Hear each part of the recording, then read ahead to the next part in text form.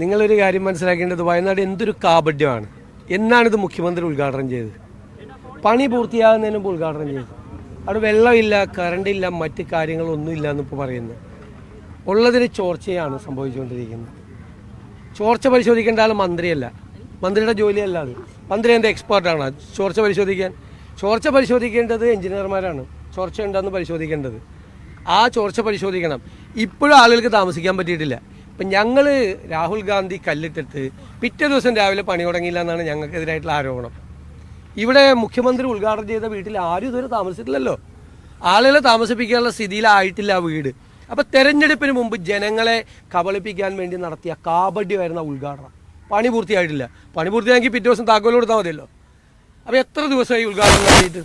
ഉദ്ഘാടനം നടത്തിയത് തന്നെ കാപഢ്യമാണ്. പണി പൂർത്തിയാകാതെ ഉദ്ഘാടനം നടത്തി തെരഞ്ഞെടുപ്പ് കാലത്ത് മുഴുവൻ അതിനെ ആഘോഷിച്ച് കേരളം മുഴുവൻ ആയിരക്കണക്കിന് ബോർഡുകൾ വെച്ച് ഇപ്പോൾ ഒരാൾക്ക് പോലും അതിൻ്റെ അകത്ത് താമസിക്കാൻ പറ്റിയിട്ടില്ല.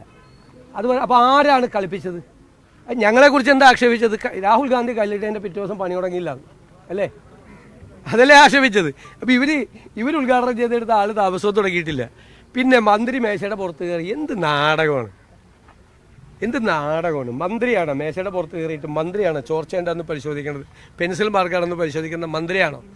ആ മന്ത്രിമാരാണോ? ഇപ്പോൾ പാലം വീണ പരിശോധിക്കുന്ന മന്ത്രിയാണോ? മന്ത്രി ഇതുമായിട്ട് എന്താ ബന്ധമുള്ളത്? മന്ത്രിയല്ലല്ലോ, എഞ്ചിനീയർമാരാണ് പരിശോധിക്കേണ്ടത്. ഗുരുതരമായ ക്രമക്കേടുകളാണ് ആരോപിക്കപ്പെട്ടിരിക്കുന്നത് നിർമ്മാണത്തിൽ തന്നെ. ഇത് തന്നെ ഏച്ചു കെട്ടിയ ഉദ്ഘാടനമാണ് അവിടെ നടത്തിയത്. ഇതിനൊക്കെ മറുപടി പറയേണ്ടി വരും. ഞാൻ പറയല്ലോ, കാലം ഇതിനെല്ലാം കണക്ക് ചോദിക്കും. തെറ്റായ പ്രചരണങ്ങൾ തെരഞ്ഞെടുപ്പ് കാലത്ത് നടത്തിയതിൻ്റെ ഓരോന്നോരോന്നായിട്ട് പുറത്തു വരിക. അത് വരും, പുറത്തു വരും. ഇനിയുണ്ടല്ലോ ഒരുപാട് കാര്യങ്ങൾ.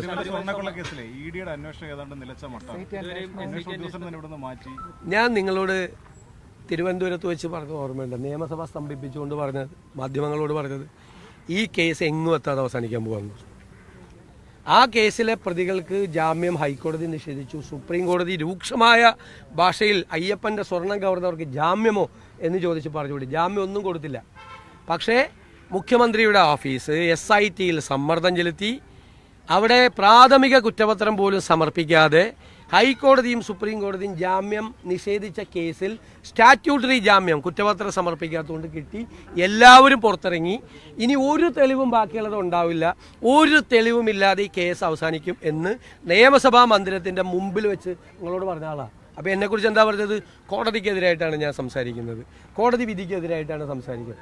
ഞാൻ പറഞ്ഞത് കേരളത്തിലെ ഒരു മലയാളിയുടെ ഉത്കണ്ഠയാണ് പ്രതിപക്ഷ നേതാവെന്ന നിലയിൽ ഞാൻ പങ്കുവച്ചത്. ഈ കേസ് എങ്ങും എത്താതെ അന്വേഷിക്കുകയാണ്. ED ഒന്നും നിങ്ങളെന്തേ പറഞ്ഞത്? പിണറായി വിജയൻ്റെ സർക്കാരും CPM ബന്ധപ്പെട്ട കേസിൽ ED എവിടെയെങ്കിലും അന്വേഷിക്കുക? ഏതെങ്കിലും കേസ് അന്വേഷിക്കുമോ? ഏത് കേസ് അന്വേഷിച്ചേക്കണ? SIO അന്വേഷിക്കുമെന്ന് പറഞ്ഞിട്ട് അല്ലേ? ഒരു സീരിയസ് ഫ്രോഡ് SFI അല്ലേ? SFIO, serious fraud investigation organisation, അവരന്വേഷിക്കുമെന്ന് പറഞ്ഞാൽ ആ കേസ് അവിടെ പോയി.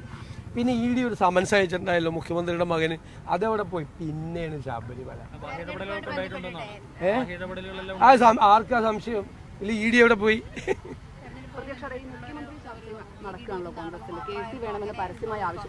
ഏത്? ഞാൻ പറഞ്ഞല്ലോ, പാർലമെന്റ് തെരഞ്ഞെടുപ്പിന് മുമ്പ് നിങ്ങൾ പറഞ്ഞു കരുവന്നൂരിൽ പിടിമുറുക്കുന്നു ED. അപ്പോൾ ഞാൻ നിങ്ങളോട് പറഞ്ഞ വാക്കെന്താ? അത് ED കരുവന്നൂരിലല്ല, CPM നേതാക്കന്മാരുടെ കഴുത്തിനാണ് പിടിമുറുക്കിയത്. അതായത് മര്യാദയ്ക്ക് BJP സ്ഥാനാർത്ഥിയെ ജയിപ്പിച്ചോളാൻ പറഞ്ഞു. BJP സ്ഥാനാർത്ഥിയെ ജയിപ്പിച്ചു CPM നേതാക്കളെല്ലാം കൂടി. പിന്നെ ഒരു പ്രശ്നം ഉണ്ടായില്ലല്ലോ, പിടി അയഞ്ഞില്ലേ കരുവന്നൂർ? അതുപോലെ തെരഞ്ഞെടുപ്പ് കാലത്ത് വെറുതെ ഷോ അല്ലേ ഇതൊക്കെ? ഞങ്ങൾ അന്നേ പറഞ്ഞതല്ലേ സംഭവിച്ചുകൊണ്ടിരിക്കുന്നത്. ശബരിമല കേസിലും വയനാട് കേസിലൊക്കെ ഞങ്ങൾ പറഞ്ഞത് തന്നെ സംഭവിച്ചുകൊണ്ടിരിക്കുന്നത്. ഞങ്ങളൊരു നുണയും പറഞ്ഞിട്ടില്ല. നുണ മുഴുവൻ പറഞ്ഞ് ജനങ്ങളെ കബളിപ്പിച്ചത് CPM. അതൊന്നൊന്നായി പുറത്തു വരും.